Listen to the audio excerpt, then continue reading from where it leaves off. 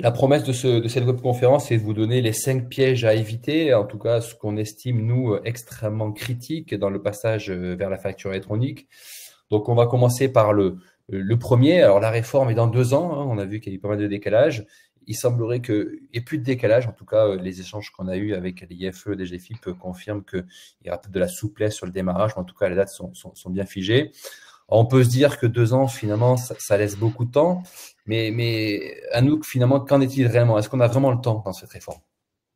Alors, d'un point de vue strictement calendaire, je crois que tu nous as fait un petit décompte dans le slide d'après, mais Mm. tu as raison. Mais si nous changeons de prisme de temporalité, début septembre, en fait, 2026, c'est aujourd'hui, pour ne pas dire demain. Euh, Aujourd'hui, les directions financières, en dehors de ce sujet de la réforme de la facturation électronique, il y a d'autres sujets dont la loi veut discuter, et notamment des sujets sur les nouvelles normes réglementaires. Ce qui fait qu'aujourd'hui, les directions financières sont sollicitées de part et d'autre sur toutes ces problématiques de conformité, d'aspect réglementaire, et qui fait que cette petite réforme, qui n'en est pas une sur la partie facturation électronique, vient s'enclencher sur un calendrier qui est déjà bien chargé. L'idée, effectivement, et on vous le montrera dans les étapes clés que nous avons définies, c'est qu'effectivement, il y a des choses qui peuvent être anticipées, qui sont à votre main, qui sont peut-être pas forcément évidentes à faire, mais en tout cas qui sont on va dire les premiers jalons nécessaires pour définir un niveau de maturité de vos processus. Et c'est bien sûr ça qu'on essaye de vous embarquer aujourd'hui pour vous dire qu'il y a des choses à faire d'ores et déjà.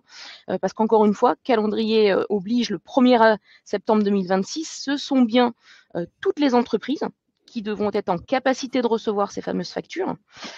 Et si vous êtes une grande entreprise, vous aurez le droit aussi à la partie émission des factures électroniques, avec un tout petit timing différent pour les missions, pour les petites structures, au 1er septembre 2027. Quoi qu'il arrive, ce timing est hyper condensé. Il y a des choses à faire, il y a des questions à se poser. Et vous le verrez, il y a beaucoup de directions qui vont être impactées. Donc, c'est une vraie gestion de projet que nous, on imagine gérer au niveau de la gouvernance, en tout cas, au niveau de la direction générale. Et on vous expliquera pourquoi. Ouais, c'est vrai que ça pourrait paraître commercial de dire que le délai est court, mais c'est bien une réalité importante à vous partager. Finalement, quand on fait le décompte, on a 2 ans et demi, hein, d'ici le 1er septembre 2026. Mais en fait, si on calcule en jours ouvrés, on enlève les vacances, on est plutôt sur 18 mois. 18 mois pour gérer ce projet d'envergure est assez critique, puisque vous allez devoir changer des choses dans vos fonctionnements, vous équiper d'outils, mais l'ensemble des entreprises françaises vont devoir franchir le pas. Et si on regarde que les grandes entreprises et les entreprises d'état intermédiaire qui vont être les premières impactées, c'est 6000 entreprises. 6000 entreprises équipées en 18 mois, je vous laisse imaginer un peu le challenge. Donc, on ne va pas manquer de travail.